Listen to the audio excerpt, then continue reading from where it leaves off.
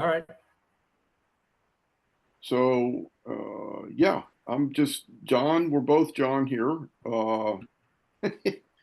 Welcome to Mystical Stories. Let's see, I've known you how long now? Not real long, but No, 5 6 months, 5 months. 5, 6 months. Six- I mean, I guess for the record, I have gone through a Kundalini spiritual awakening and studied many practices. And in my own journey, I've looked for others like me. And in my entire life of 66 years, John is the first person I've met who's experienced the Kundalini. And we met in the one of the David Hawkins groups that I attend. And I guess that's been a number of months ago. We've got to known each other or know each other. And I thought it would be great to hear his story. So, um, why don't you tell us about your background, how you were brought up, and how we got to where we are today. So, Okay. Yeah. First of all, John, thanks for having me on, and look forward to this. Um, I grew up in a very traditional church, Calvinistic church. If you know anything about John Calvin, a and little bit. in doing so, it was a very legalistic church. My mother didn't cook on Sunday. Nobody worked on Sunday. Our Sunday meals were prepared on Saturday. For Mm, myself, as a little kid, uh, you could read your Bible or take a nap on Sunday wow. in between morning church and evening church. Ah, You couldn't okay. go out and play or do any of those things because that's work. And you Huh. don't work on Sunday. Sunday is set aside for for church and worship and that type of thing. So that's what I grew up with, and they believed in the tribulation. They believed in predestination, or in other Mm. words, you're predestined, and you just got to say that prayer, and you're in. They believed. So, I mean, what part of the state, I mean, country, what, I, this is this came over from Holland. The Christian Reformed, a group of people in Holland were undergoing persecution. So to escape that, they made their way over to the U.S. And a lot of them settled in Holland, Michigan, oh, okay, and I see. they settled in Pella, Iowa, and a bunch of them were out west in the Modesto area. Those are kind of the big Yeah. spots And where so were you'll you find in the Christian Reformed Michigan Church. or Pardon? you were in Michigan? I was in Michigan. I was in the Okay. Detroit area in a small church there. But before that, my family was in Denver, which Yeah. has 4 or 5 of these churches, pretty good size. And then we moved to Chicago, which is another place where the Dutch settled. And and then we moved to this. It's more of a community church. So we got away a little bit from that legalism when we moved to Detroit. And I pretty much grew up in Detroit. Yeah. So that's kind of my background. I mean, church twice on Sunday, catechism sometime during the week, either Wednesday or Saturday, Sunday school on Sunday, young people's, you And no know, fun on Sunday. no fun on Sunday. I even went to Calvin College, John Calvin, Calvin Okay. College, and I transferred from there to a state university.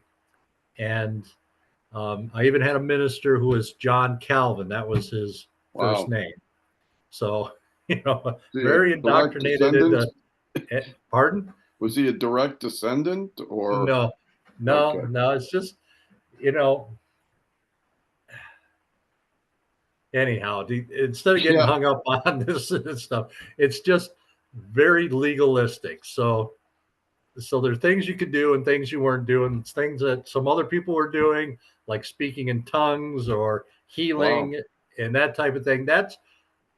It was explained like that's fine for them, but we don't do that. I see. There was no clapping in church because that's giving praise to man. All praise goes to God. All So right. it's kind of that type of thing. No raising of hands or, you just, it's just the way it was. So you graduated from at Calvin College, and then you moved into a professional career, and was church the What I did, yeah, um, I didn't go straight to college. I took a few years. I okay? worked. I actually was a missionary on the Navajo reservation in New Mexico for a Wow. year. I then went to Calvin College for 3 years. And then I went to Grand Valley State University, which is just north of Grand Rapids, and finished off my education there. From there, I went and ran a group. I had a couple businesses, a couple landscape businesses, and really didn't want to do that for the rest of my life. So sold those out, Yeah. um, trying to figure out what I was going to do. Went, uh, uh, my degree is in geology. So at this time, when I graduated, OPEC was flooding the market with oil, and all those geology jobs went bye bye. They And were so gone, huh? they were gone. So I went into hydrology, groundwater, but all All those right. geologists that were laid off went into groundwater. So there was like no, there was It's a no pretty tight jobs. field, huh? Yeah. Plan B. So I went and I ran a group home in Kansas for a couple of years. Okay. Moved to Phoenix, Arizona, and started a business there, landscape business, and decided I needed a steady paycheck. Yeah. So I got my degree and my teaching degree, and Yeah. I went into teaching. Beautiful. Okay. And this is still, you're still in Arizona at this point, is that right? I was in Arizona, and then Arizona really didn't pay teachers very well. Yeah. And my first wife uh, came down with breast cancer.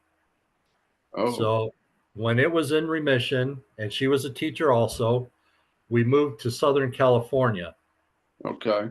Huge increase in pay, plus Yeah. better medical. All Sure. right.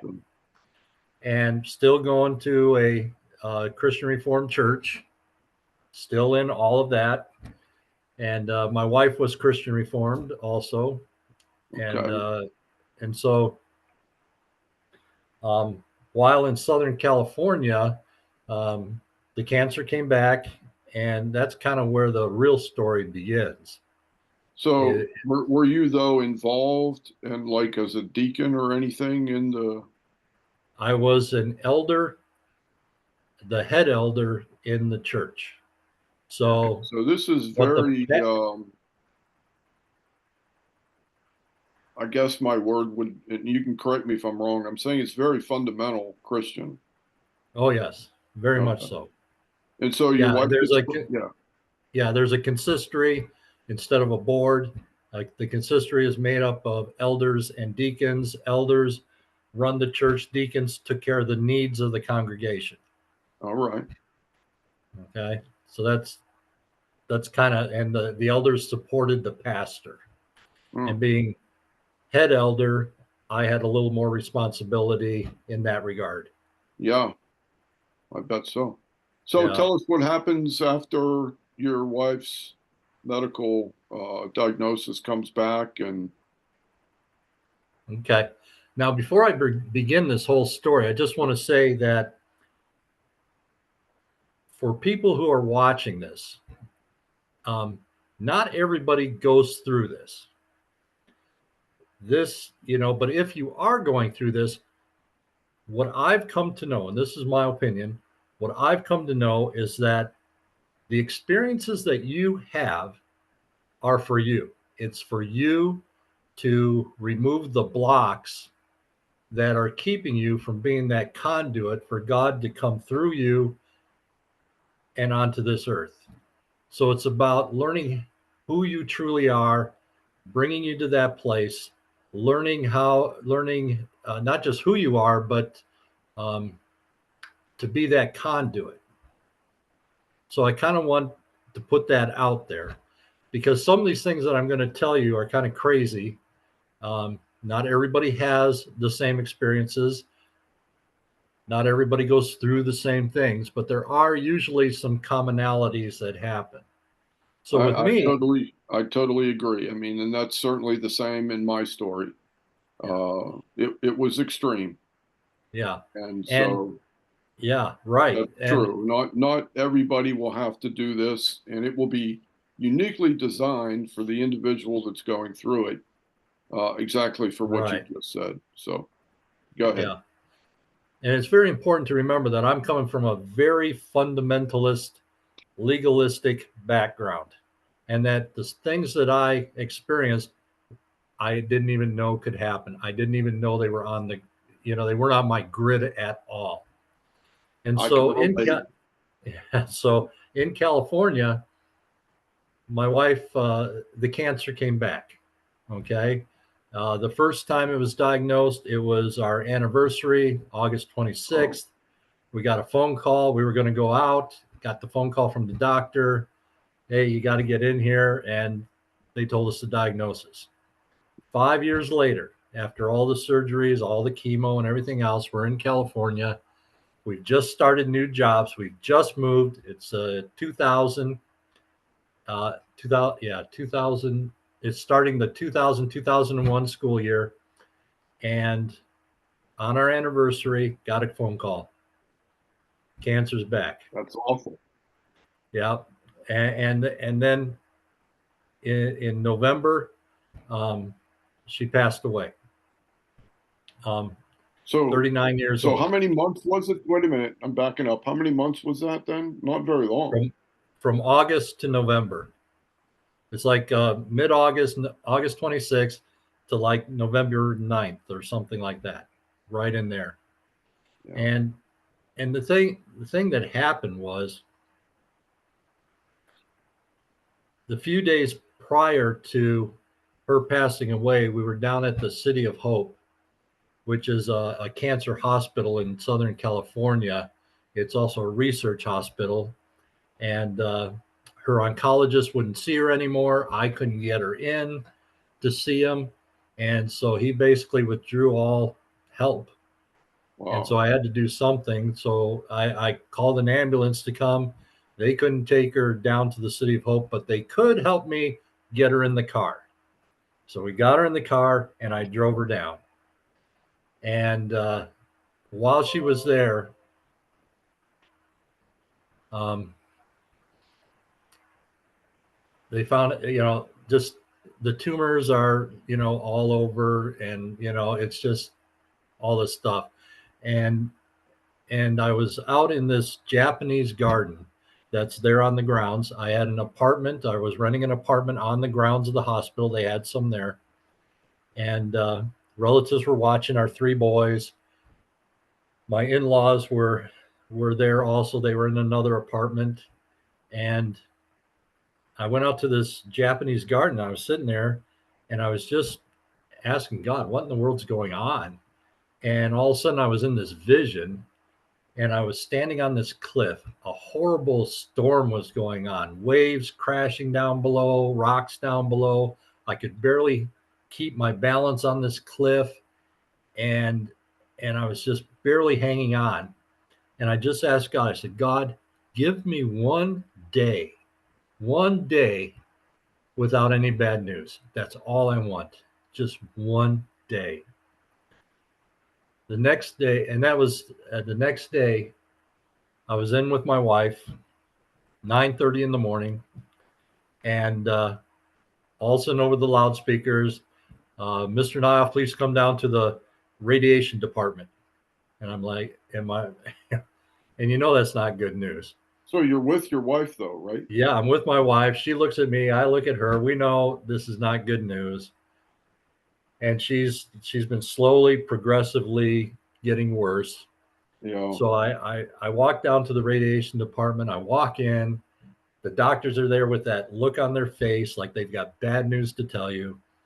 I walk right past them, and they had all of her x-rays, all of her MRIs, all of her CT scans up on the wall. I mean, if you were to stack them up, they'd be like Yeah. that thick. And I looked at all of them to the very most recent ones that they took the day before, and I turned around, I said, let me tell you what I see, because I've been reading these things, I've been looking at these, I got pretty good at spotting things. There you go. And they said, okay, what do you see? I said, the pneumonia that she had in her lungs that was brought on by the cancer, that's gone. But there's numerous tumors throughout her lungs. I said, the tumor in her brain has increased in size, and you can see the swelling around it. I said, the tumor in her liver has appeared, and it's in a bad spot. It's right where the bile duct is. That's not good. And I looked at them. I said, how long? And they said, maybe 2 weeks. And Wow. I said, no, at most 2 days. Yeah. I said, she's not going to hang on. She's not going to hang on to every breath or whatever. She knows where she's going. And I walked out, and I went back to that little garden, and there was a little bench that was out of the way where nobody, could see you. Yeah. I sat down, and I literally cried a puddle of tears. Sure. And there was a puddle, and when I had no more tears, I had come to the end of me, and that's important. That's part of this process, is coming to the end of you. Jesus says, pick up your cross and follow me. Well, that cross is, deny yourself Sure. and follow me. So that's what this is all about. Not that you have to go through all this, but this is what I needed for my journey. Right. And it's not that God's took her away or anything like that. It's just the journey, because she was on a journey also. Yeah. And so I was sitting there, and all of a sudden that vision came back of being on that cliff. And all of a sudden I was in the air and I was falling. And You were as I was falling off the falling cliff? off the cliff, and as I was falling, I could see those rocks coming up, and I felt myself leaving my body. And I knew I was dying. I mean, Yeah. we were really, really, really tight. My wife and I, we were really, You really were in very love, close. very close. And I could feel my life slipping away. Yeah. And then all of a sudden, I heard this chorus. And it was the most beautiful chorus I have ever heard in my life. And I would do anything to hear that again. It was Understand. amazing. And it only said the whatever was singing sang one word: Jesus. It's And then just one word. one word, Okay. Jesus. And then boom, he was there. And I was boom back in my body, and I looked, because I could feel the power. I could feel the love coming from him to me. And I looked because I wanted to see him. I couldn't see him, but he was Yeah. there. And So this is like for a brief moment. right. Well, no, not a brief moment. No, I'll tell you in a moment. Okay. Carry And on, so, Dave. and I thought, okay, Jesus is here. But there are some things that were drilled into me from my religion. And one was, all healings ended with the apostles. Because people ask me all the time, well, Jesus is there, why didn't you ask for a healing? Because I thought that was an impossibility. Yeah. So And you let were me tell you, pre-conditioned. that comes back to get me later on, and Yeah. we'll get to that. Okay. And so one thing I asked for was that this overwhelming sorrow that was filling me would be gone. And like that, Just like that. it was gone. I was grieving, I was sad, but I was not overwhelmed, Yeah. and I could function. And there were other things that I asked for. As and then I got up and he got up too, and I walked and he walked with me. And But so that at went this on. point, you really can't physically see him. You can feel him, No, or yeah. yeah. Yeah, Okay. I could tell when he was in back of me to the right side or the left side. I could Yeah. feel that energy, that love, that power coming from him. Okay. And he was there for at least a month. Wow. And so I went back to her room, and I started calling friends and stuff, and we kind of had a little um, celebration of life right there in her room that night. Yeah. Very nice. Yeah, the next morning, 9:30 in the morning, um, she was in bed. She was having a very hard time breathing. You could tell the end was near, and she started to see the angels. And she was trying to get up to go and to Oh, go with them. And yeah. she passed away shortly after. Oh, wow. And when I walked out of that hospital, Jesus was right there. Now, gradually, I got my life going again, and Yeah.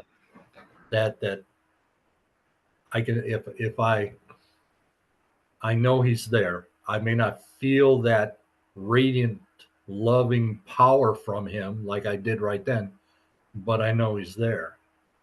Yeah. Um, I'd couple of imagine years. that's something you can't ever forget. Oh no, not at all. No, and when I'm going through hard times, I remember that, and I know He's there. Yeah, yeah. Couple of years later, um, I met my current wife, and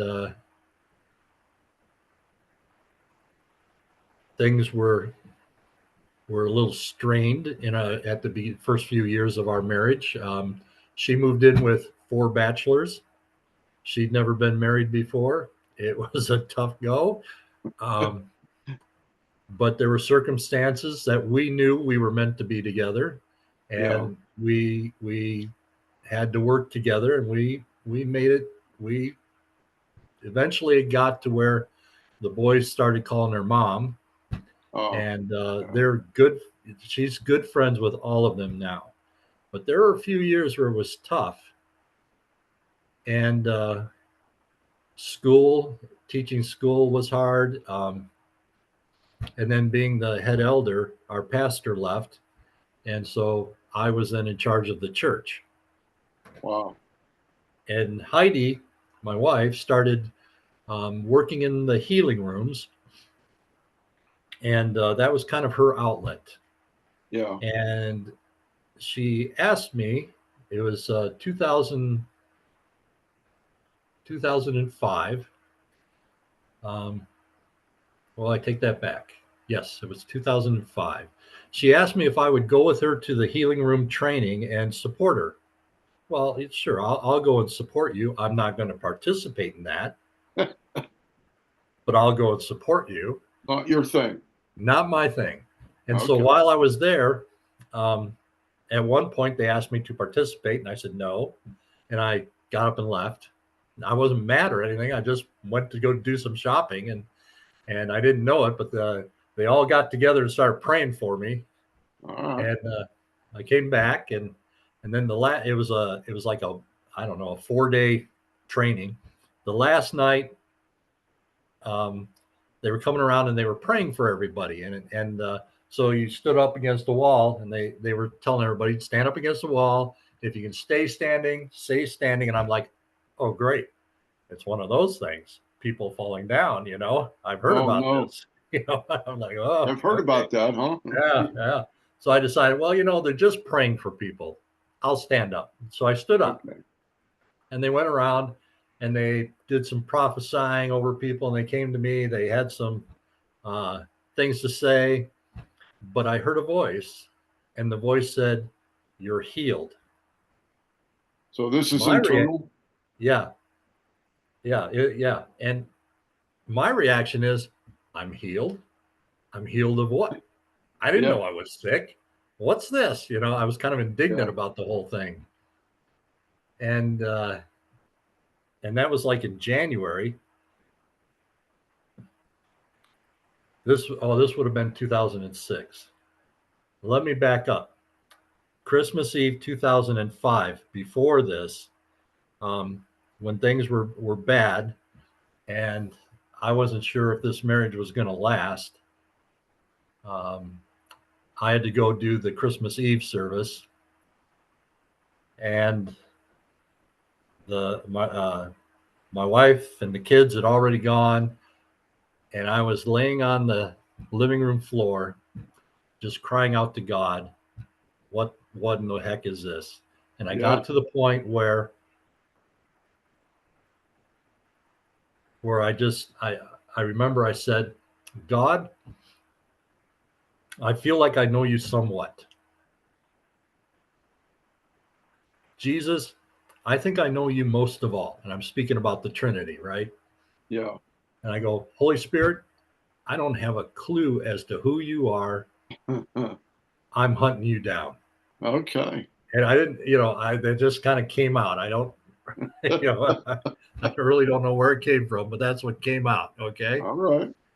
And basically it's an acceptance. It's like almost like an invitation, for them to come. Sure. And so then January, I was at that training. Easter, now we got a new pastor in, and we did the Good Friday service, and we did the Easter service. And Monday came after Easter. This is April 16th, 2006. And I was at school, and I was looking through my email, and I got an email from the pastor, and he was very discouraged about the attendance and the outcome. And they put so much work and money into this, and they just, he felt like it all fell flat. And I thought, well, I'm the head elder. I need to write him an email of encouragement. So I started writing this email. And when I got done, and normally it takes me a while to do this, but this just flowed. And I stopped. I thought, wow, this is good. Let me read this again. And I got to this point where I wrote, it's hard for us to give our sin away or to accept forgiveness for our sins when we've never accepted our sin and never took responsibility for it, because we're taught in this Christian Reformed church that Jesus took your sins away. Yeah. But how can you give it away if you've never accepted it? You can only give away what's yours. So it's like accepting responsibility for what you've done? Yeah, exactly. Okay. And so I read that part, and then all of a sudden I realized I never did that. Yeah. And at that moment, this power whams me, just hits me. And tears are coming down. I can't hardly sit in my chair. I'm shaking. I can't hardly think straight. I don't know what's going on.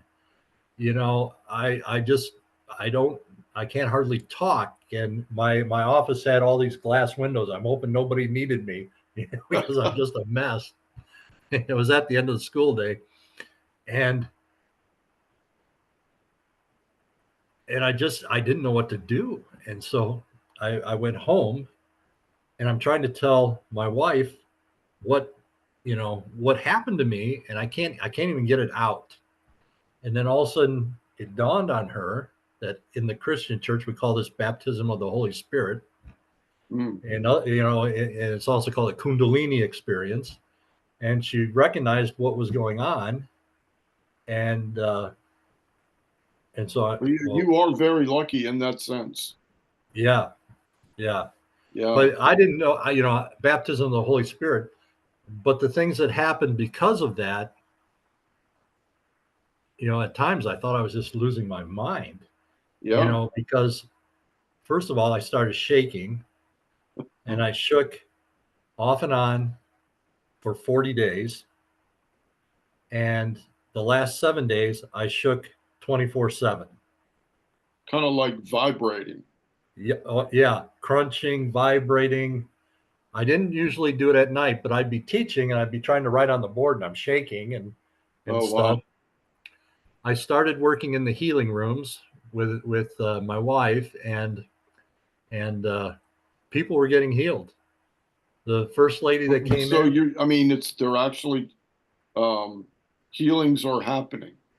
oh yeah, yeah. Okay. The first lady I prayed for, she was going to be going in to have um, five vertebrae fused together, Yeah. and so they fill out a paper what they want prayer for.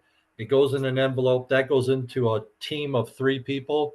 Everybody lays hands on it, and then we just open up our mind, quiet our minds, get into the stillness, and just inquire what God has for this person. Well, I Hmm. didn't get anything. It's my first time, so it's not Yeah. uncommon.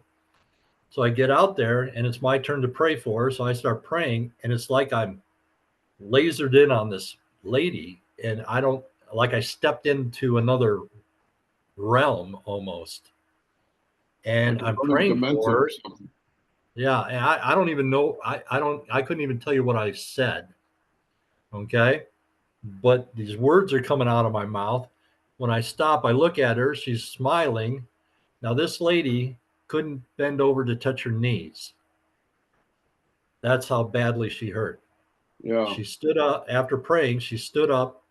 She bent over. She put both palms flat on the ground without bending her knees. You mean like touched her past her toes? Yeah. Yeah. Okay. Yeah. Not just tips of her fingers on the ground, her whole palm went on Yeah. the ground. And Well, I couldn't do everybody in the that room, even when I was training. everybody in the Go room, ahead. yeah, yeah, everybody in the room starts jumping up and down. Yeah, and I sat down and I'm just looking at my hands like, what the, What whatever happened? was that? Yeah. I couldn't believe it. I had a hard time even accepting it. Yeah. Yeah. I realized that something went through me. I don't remember feeling it go through me, but something went through me to her, and she was healed. Yeah. And so healing started happening. I started to becoming, well, like I was sitting at my desk at school working on papers, and this young man comes in. He just bought a car, and he comes in. He says, "Mr. Nyhoff, I bought a car." I said, "I know. It's a VW Bug, bright orange, chrome bumpers, and white walls." And he just Yeah. kind of put his head down and he walked out like he wanted to Like, surprise me or something, and I blew it. and you knew I took all his whatever. you took his thunder. Yeah, the next day he comes in and it just came out of me, and the Yeah. next day he came in and he says, "Mr. Knopf, it is an orange VW Beetle with chrome bumpers and white wall tires." Wow. I go, "Well, that's great," and then things were cool.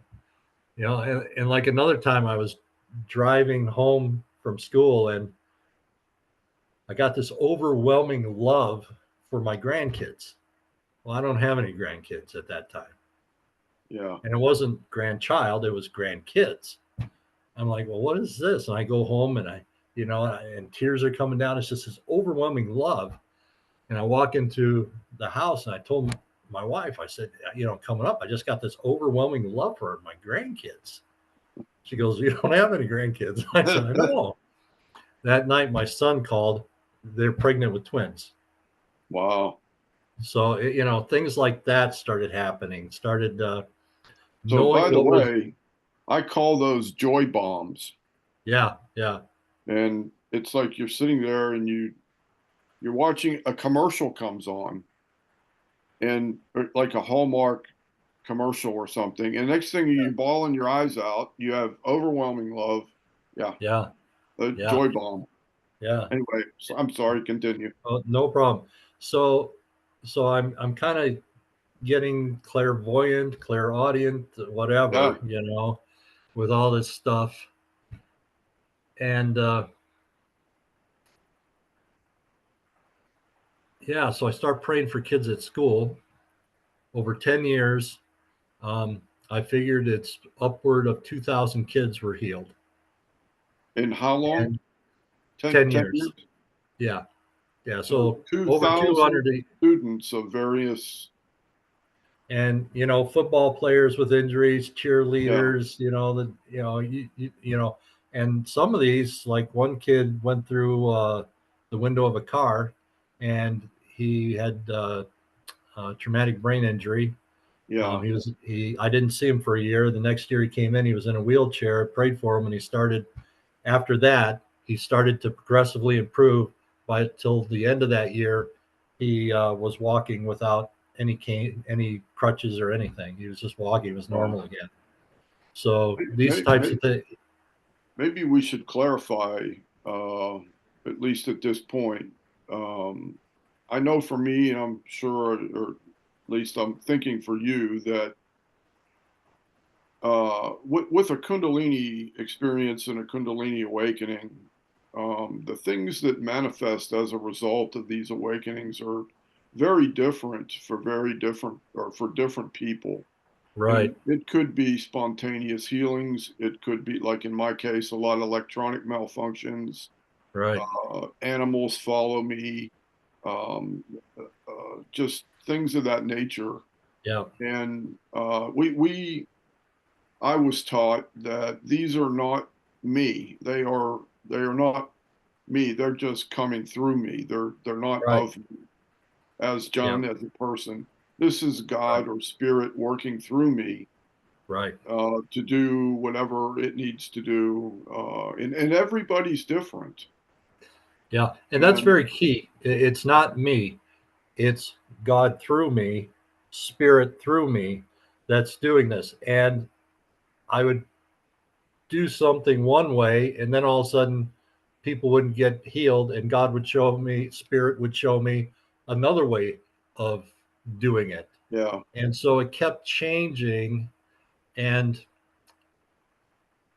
in I think it was June or maybe March. It was March of that year, after I'd had this experience, I went to healing and impartation school. It was 7 week long. So I went there, and because I figured, if this stuff is happening, I want to learn more about it. sure. So I went there, and I was still shaking at that time. It hadn't been the 40 days yet, but it was the last 7 days of the 40 days.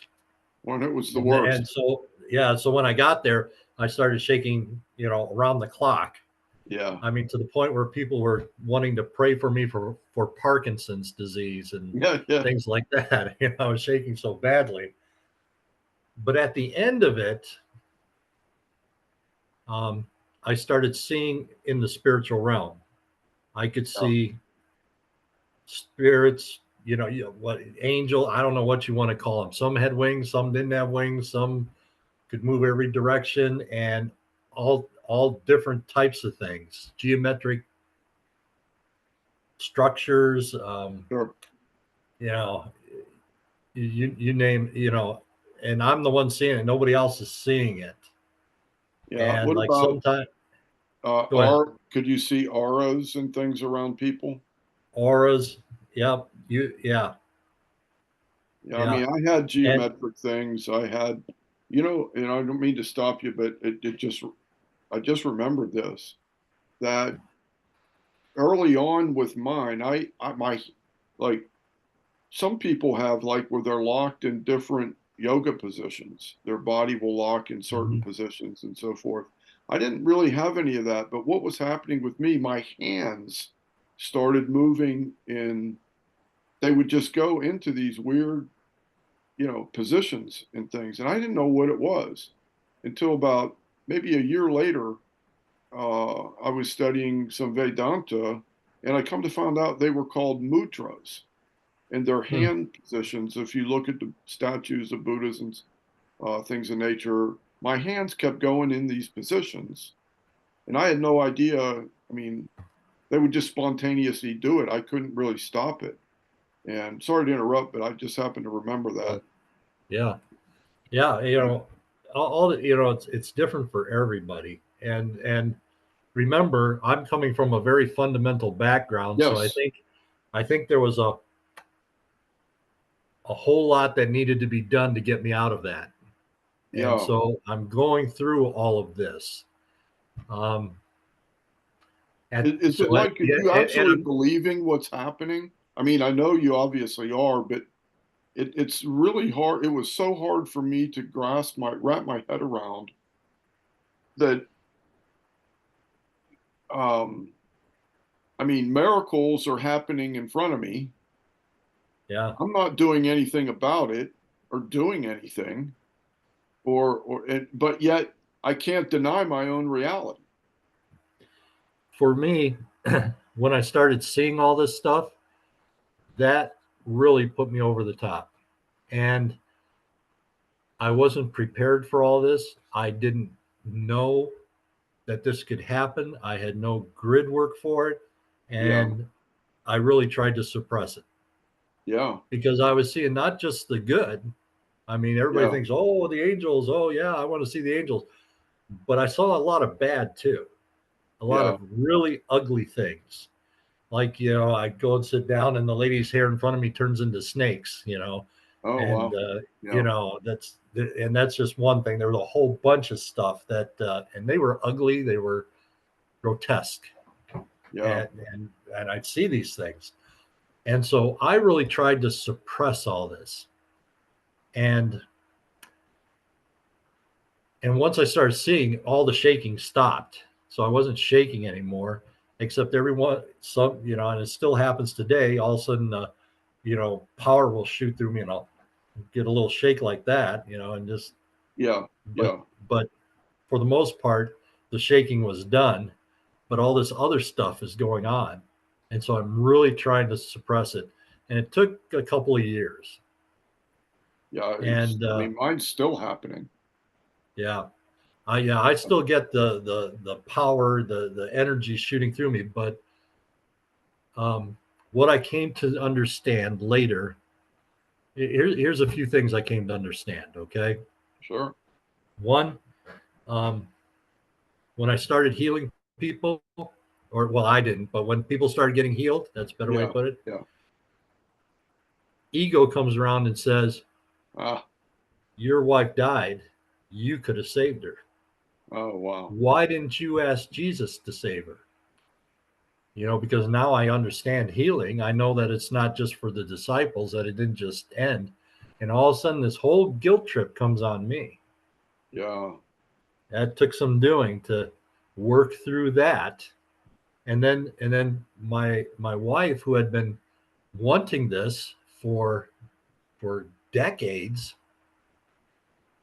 all of a sudden sees her husband, who didn't want any of this, get it. yeah, Okay. That yeah, created some problems. Okay. And so we had yeah. to work through that too.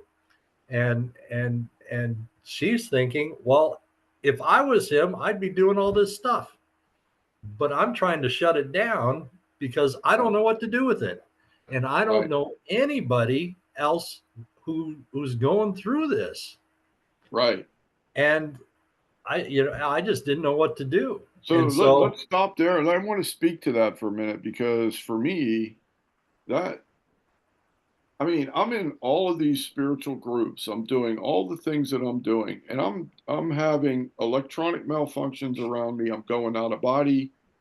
Animals follow me. Birds are landing on. It was just, and I couldn't. I mean, nobody that I knew. I have this electricity running up and down my spine. I have it, and it still is to this day. And it's more than, I don't know, more than 10 years ago. It's still right in my third eye. I would get lost when I pulled out of my driveway. Space and time changed. Uh, uh, nobody had any of these things happen to them that I knew of. This is a very lonely place Yeah. in a number of respects. Number one, I didn't understand what was happening to me. And number two, no one that I knew that I could talk to about it. Uh, I mean, there was no one to talk to about it. And then No. I don't know about your experience, and you can tell me if this is your case as well. When I would take this to um, um, a preacher or people in Hindu, or occasionally I would find someone who had heard about it, but nobody experienced it. And these are I mean, I was going to the people that are supposed to be the ones who know, who should be advising me. Right. See, in But your it's not. case, yeah, in your case, you were freer to do that. I still have a Yes, lot of yes. religious restrictions as to where I can go. And I had people telling me that you've got demons. Oh, wow. Yeah. I Oh, had wow. I had relatives that wouldn't talk to me Oh, because my they went to goodness. their pastor and their pastor told them he's got demons. Keep your Yeah, kids away from him. yeah, And so there were things like that going on. Now I knew I didn't have demons, yeah. but but I saw them, if that's what you call all the, and I could see them around people at times, Yeah, yeah, but but eventually it went away. It took yeah. a few years, but it went away. Now I do see things from time to time. Like now I'm seeing, um, like I was at a wedding and everybody was a pillar of light. I Yeah, just see yeah, good. What some of the things that I've come to realize, like with my ego coming around, trying to knock you down, trying to tell you all this stuff.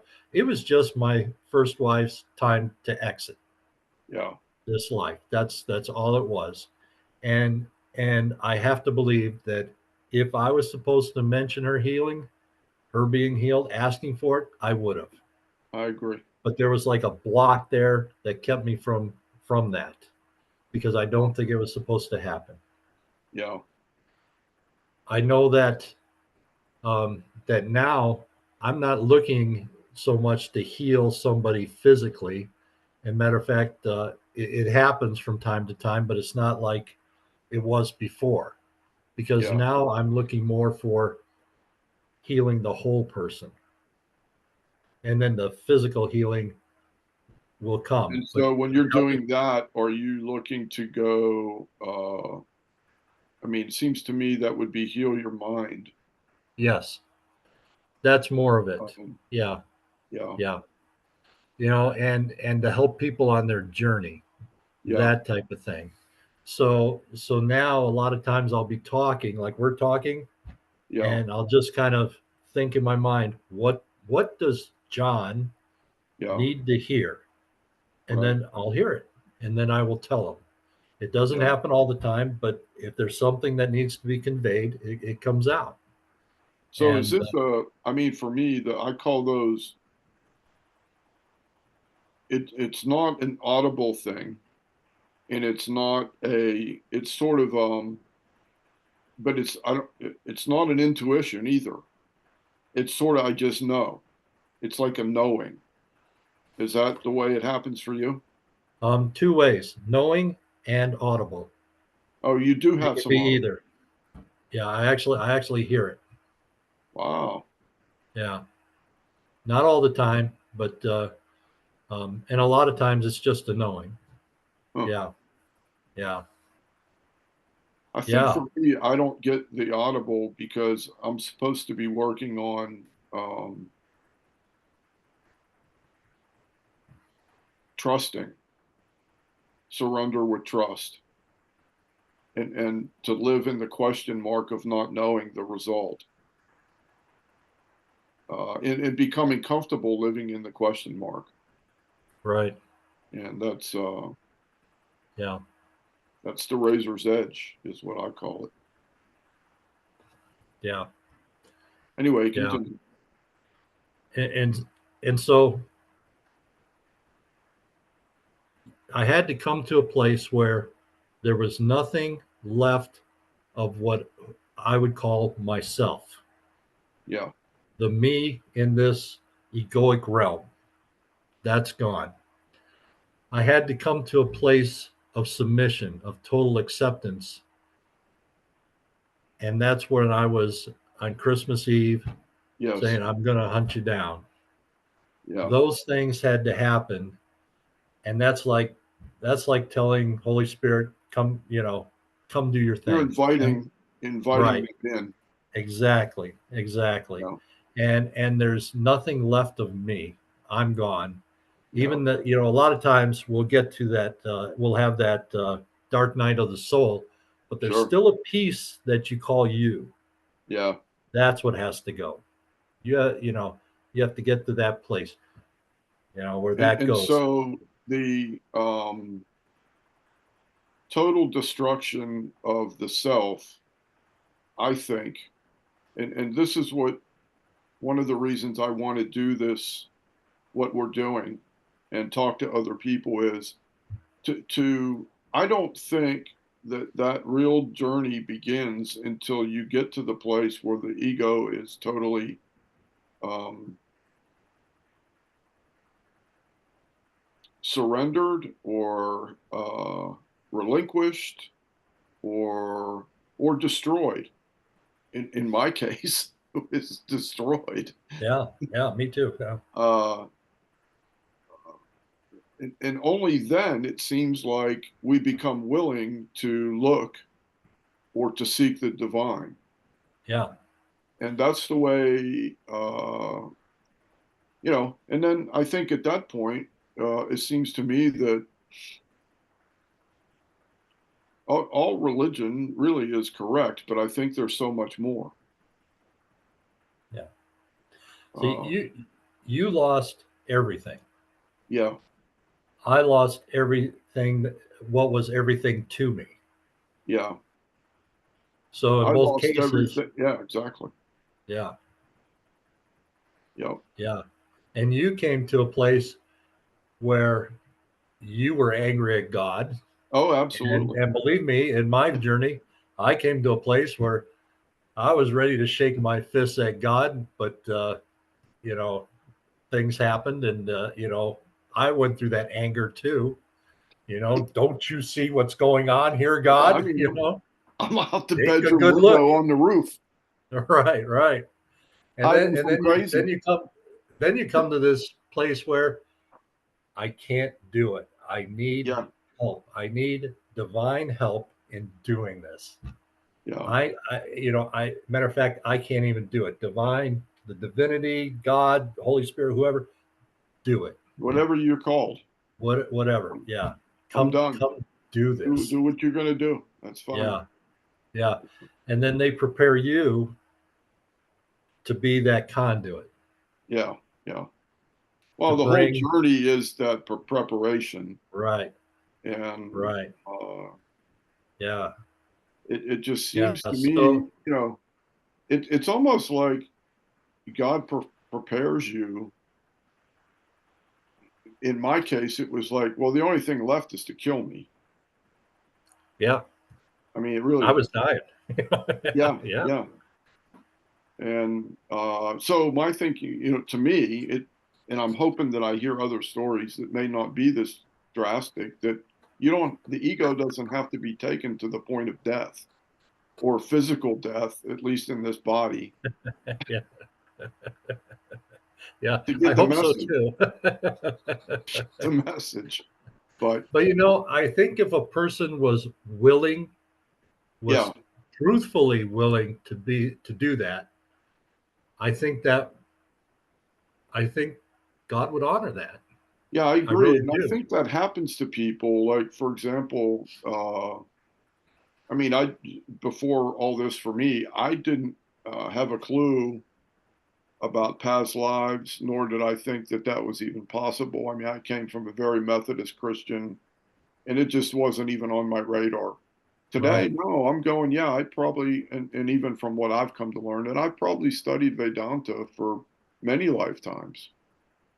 And I look at someone like Swami Sarvapriyananda and know him and have talked to him about his story.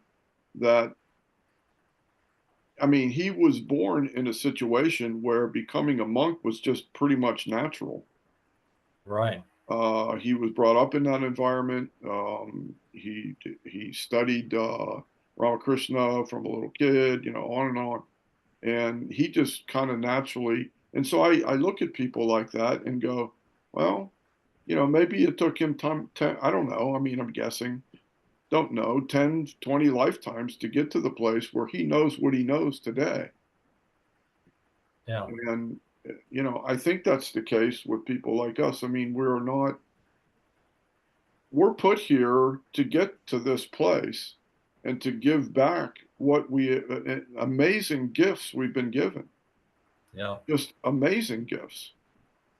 And I just want to make sure, at least for me, and I know it is for you because I know you now, that we want to give that back and Yeah. be here for people who, if they're having these mystical experiences and they don't have anywhere to go, let this be a resource.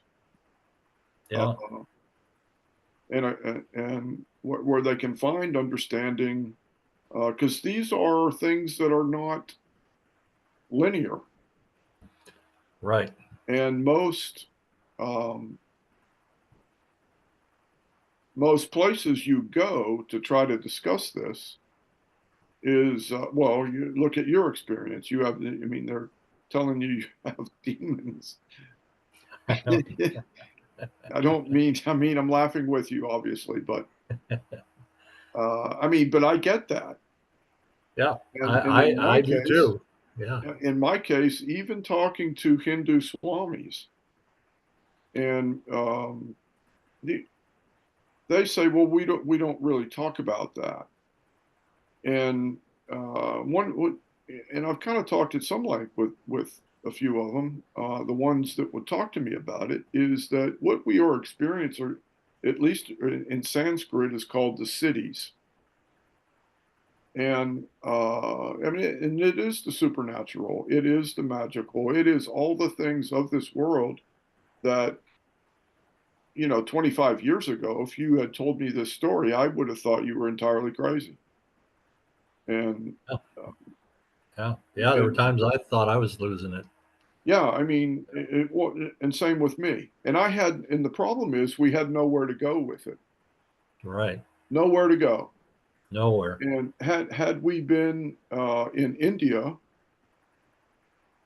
uh, they would recognize this, put us in an ashram, and allow this spirituality to take its course, and be um, advised with it and talked to about it. And I don't think Western culture has any clue No. how to deal with this. No. And that includes the medical profession Yep. and psychiatric profession, Yep. because uh, I was talking to a friend of mine. He knew I was having spiritual experiences, and he had not had anything like this. He had read about it, like others, and he would kind of try to point me in the right direction. And one day he asked me if I thought I was crazy, and I said, Chris, I mean, I don't understand what's happening to me, but I'm not crazy. Yeah. He said, Yeah. if you went and talked to somebody like other than him, what do you think they would do? And there's no doubt in my mind they'd probably put me somewhere at that time, load me full of antidepressants, and suppress everything that was the gift I was being given. Right. I so anyway. Yeah. And I just want to say that all the spiritual beings, good and bad, that I saw. Yeah. Eventually, the bad went away first, Yeah. and I didn't see them at all. But that happened when I looked back on it. That happened as things were being healed in my life, Right. in my mind. As my mind was healed, as my perceptions are healed, those things went away. Yeah. And so I came to this conclusion, and this again is my conclusion, that all those things I saw were my spiritual projections. In this egoic realm, we project. We project our anger, we project our frustrations, we project all that stuff out. But that's all stuff that comes from within us. Yeah. And we project it out, and universe reflects it all back to us so we can see what we're projecting and we can forgive it and get rid of it. Well, I was projecting all this spiritual stuff as well as all the egoic Oh crap, yeah. right? And so I think all of those things I saw were just my projections, Yeah. and I was being shown them. Yeah. I think for me it was more like God had to totally uh, destroy the ego portion just to get my attention. Yeah, Yeah, I mean, other than yeah, being dead, I think that's yeah. yeah, yeah. So today, then, I mean, there's obviously just volumes of spiritual literature out there. What are your practices? What do you?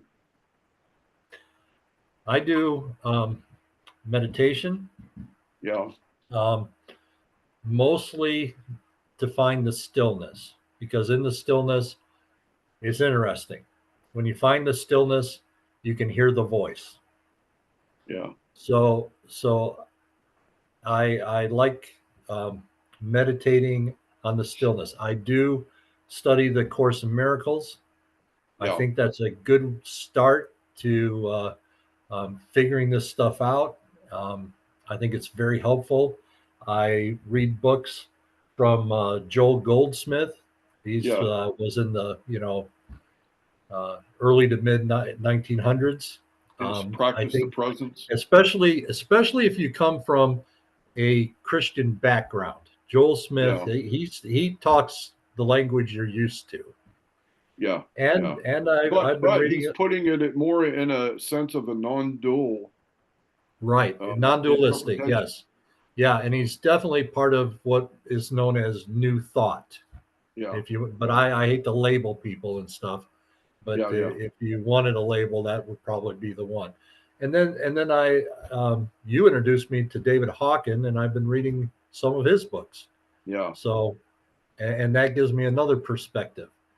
Sure. Um, I just remember the Apostle Paul. He says, "I would have it that no man teach you." Hmm. And so, if I hear something, it sounds good to me. I'll take it to the spiritual realm, to spirit, and I will put it out there. Show me this.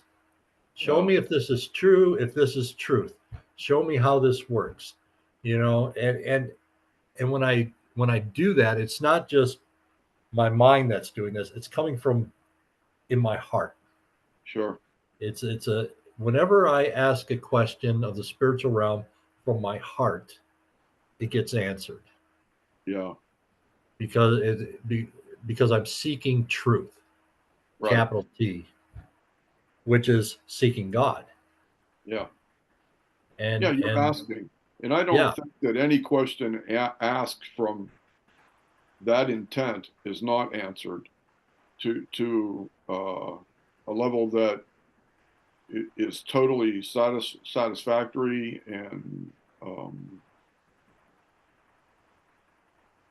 I don't know if fulfilled is the word I'm looking for, but I think that that is entirely answered yeah, coming from that intention in some form. yeah, It just, we don't ever know where that will come. Just be open to what that looks like, I think. right, Yeah. right. And I think if I was to give advice to somebody who's going through something similar to this, is don't fight it. It's your journey. It will, it's all good. just, Yeah, just, you know, find some people. They're out there. They're not easy. They normally don't talk about this stuff. yeah, And so you kind of have to put yourself out a little bit. But there are places where you can go, like what John is putting together here, where you can go and you can get some resources and ask some questions yeah, and enjoy the ride. Oh, look at that angel! Oh, look at that! yeah, Oh, yeah. ooh, look at that! And don't judge it, good or bad. Just let it be the movie, There you go. be the awareness. Be the Well, just awareness. just watch it, and